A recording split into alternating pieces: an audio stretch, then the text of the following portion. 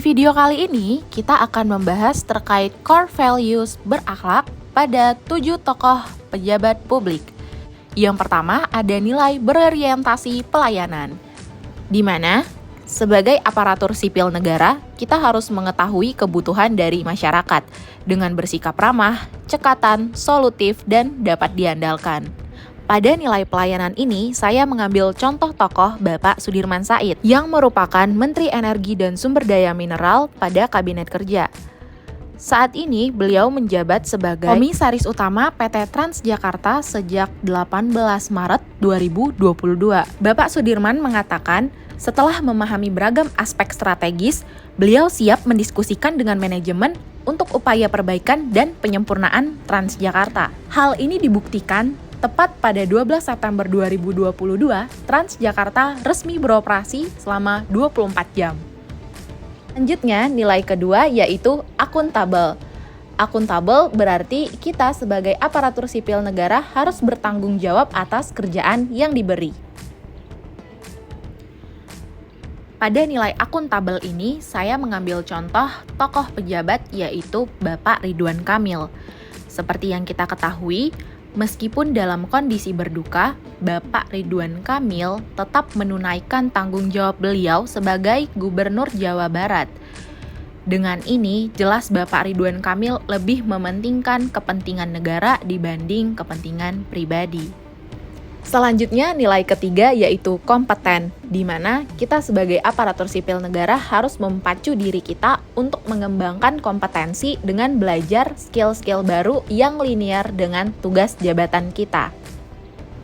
Pada nilai kompeten ini, saya mengambil contoh Bapak Ganjar Pranowo. Gubernur Jawa Tengah ini berhasil membawa Pemprov Jateng menerima anugerah meritokrasi tahun 2021 dari Komisi Aparatur Sipil Negara atau KASN. Di kesempatan ini, Bapak Ganjar mengatakan, penghargaan ini diharapkan memicu pemerintah provinsi dan pemerintah daerah untuk menerapkan sistem merit dengan lebih baik. Dia juga berharap tidak lagi ada intervensi politik muncul dengan cerita balas jasa. Beliau juga mengatakan untuk memberi kesempatan bagi mereka yang kredibel, berintegritas, kompeten untuk duduk dalam jabatan. Tidak lagi memikirkan soal like dan dislike. Sistem merit ini diupayakan untuk didorong agar mengurangi sistem balas jasa.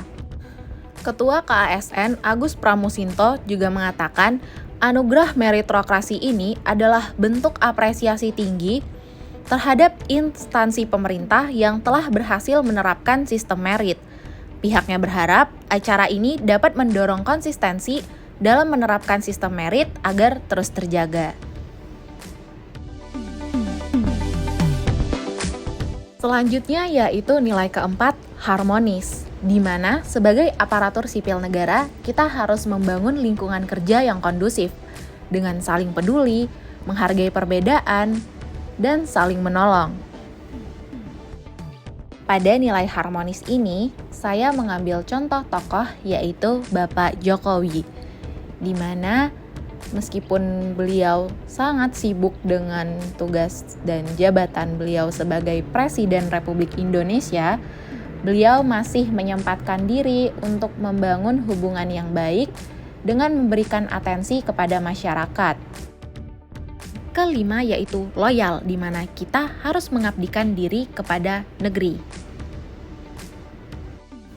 Pada nilai loyal ini, saya mengambil contoh tokoh yaitu Jenderal Andika Perkasa. Bentuk loyalitas beliau kepada negara yaitu pada tahun 2014 menjadi Danpas Pampres, pada tahun 2016 beliau menjadi Pangdam 7, pada tahun 2018 selain menjadi Danko Diklatat, beliau juga menjadi Pangkostrat.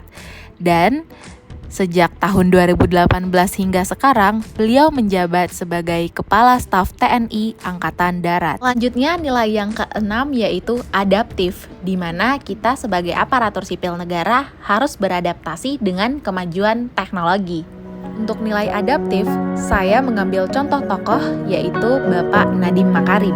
Mendikbudristek Nadiem Makarim mengumumkan tidak adanya tes mata pelajaran untuk masuk ke PTN lewat jalur SBMPTN. Menurut beliau, seleksi masuk PTN harusnya tidak menurunkan kualitas pembelajaran pendidikan menengah. Harus lebih inklusif dan adil, tidak diskriminatif pada peserta didik dari keluarga yang kurang mampu untuk membimbelkan anaknya.